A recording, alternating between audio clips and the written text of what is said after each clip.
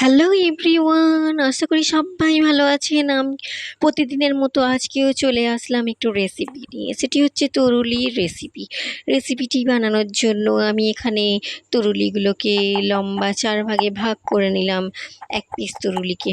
তো তারপরে আমি দুটো পেঁয়াজ নিয়েছিলাম, পেঁয়াজগুলোকে ভালোভাবে কুচি করে নিলাম, কুচি করে কেটে নিলাম পাতলা পাতলা সরু সরু করে। তারপরে বন্ধুরা আমি দুটো মাত্র আলু নিয়েছিলাম, আলু নিয়ে ভালোভাবে ছিলে নিলাম, পরিষ্কার করে ছিলে নিয়ে আলুগুলোকে রেখে আমি ছুরি দিয়ে ভালোভাবে পাতলা পাতলা শেপ দিয়ে কেটে নিলাম। কেটে নিয়ে তারপরে আমি টমেটো কুচি করে নিলাম, রসুন ছিলে নিলাম, তারপরে হচ্ছে 4টে কাঁচা লঙ্কা নিয়েছিলাম বন্ধুরা, নিয়ে একটা পাত্রে রেখে দিলাম। দিয়ে তারপরে আমি প্রথমে কড়াইকে উনানে বসালাম, বসিয়ে তার মধ্যে তেল দিলাম, তেল দিয়ে তার মধ্যে আমি জিরে ফোড়ন দিলাম, জিরে ফোড়ন দিয়ে তার মধ্যে আমি একটুখানি নাড়াচাড়া করলাম, নাড়াচাড়া করে তার মধ্যে আমি রসুন বাটা দিয়ে দিলাম, রসুন বাটা দিয়ে তার মধ্যে আমি 4টে কাঁচা লঙ্কা দিয়ে দিলাম, দিয়ে ভালোভাবে নাড়াচাড়া করে নিলাম।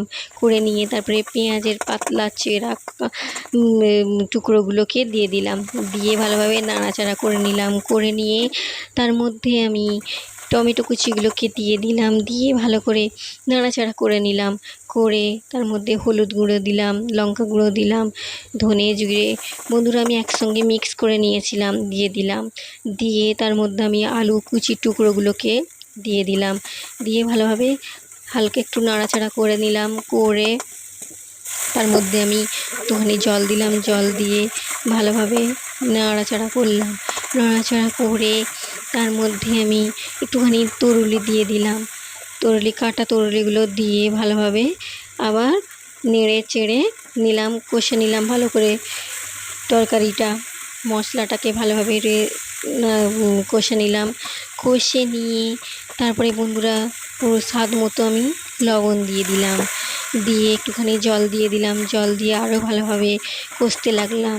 কষে নিয়ে তার মধ্যে আমি জল দিয়ে দিলাম, জল দিয়ে ঢাকনাটা চাপা দিয়ে দিলাম, চাপা দিয়ে তার মধ্যে আমি আবারও জল দিলাম, জল দিয়ে একটুখানি কষে আবার কড়াইয়ের মুখ শেষ পর্যন্ত আমি ঢাকনা দিয়ে দিলাম, এবং আমার রেডি হয়ে গেল তরুলি আলুর একটি সুন্দর রেসিপি।